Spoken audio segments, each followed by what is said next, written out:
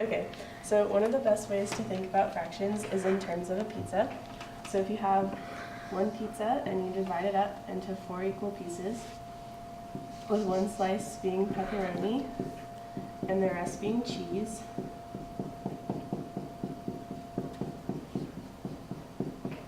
one out of the 4 pieces would be pepperoni, and the remaining 3 out of 4 are cheese. So that would be 3/4 of the pizza. As you can see, all slices are of equal size, and all 4 are needed to make the whole entire pizza. So when we think about fractions, we want to consider that fractions are parts of a whole, such as when we talk about 1/4 of a pizza,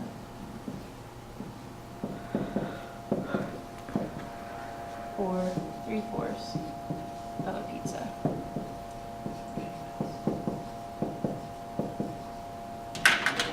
It's important to notice this word "of" because this word indicates to us that it is out of a whole.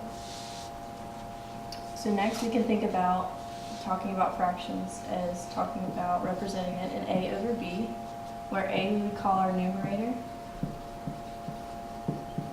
and B we would call our denominator. When we put fractions in these terms, our numerator indicates to us the number of pieces we are looking at, such as the 1/4 of the pizza, and then B, representing our denominator, tells us the total number of pieces we're looking at, such as 4 pieces, which makes up our whole. And it's also important to remember that our denominator can never equal 0. So what is considered a whole varies. First, our whole was 1 pizza, as you can see, with 4 slices, and 1/4 was our fraction, so 1 out of 4 slices. However, you can change the whole by looking at 4 separate pizzas. And if we made one of them pepperoni and the rest cheese, we would still have 1 out of the 4 pizzas being pepperoni, so 1 out of 4 would still be the same. So 1/4 of our pizzas are pepperoni and 3/4 are still cheese, even though the whole that we're looking at is different. So we can look at fractions as links, such as a strip of paper, which would be our whole. We can cut this strip into different pieces, so making this 1/3, each piece is 1/3. And if we were to look or color in 2 of the pieces of a strip of paper, then this would be 2/3 of the strip of paper.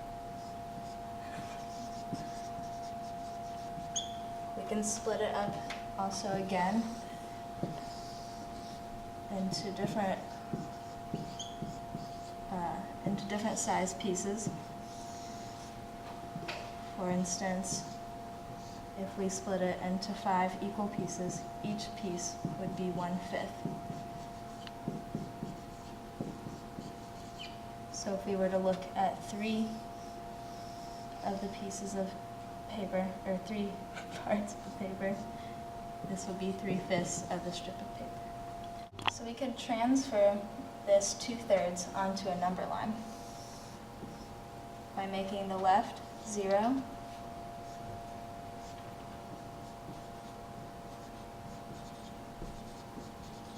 and the end right is 1, which is the whole strip. So if this is 1 section of the strip, then that would be 1/3, and this is 2 sections of the strip. We would place the dot on the 2/3 to show that this is 2/3 of the strip of paper. Again, over here, if we made 0, and this is our whole, 5/5, and split it into 5 equal numbers,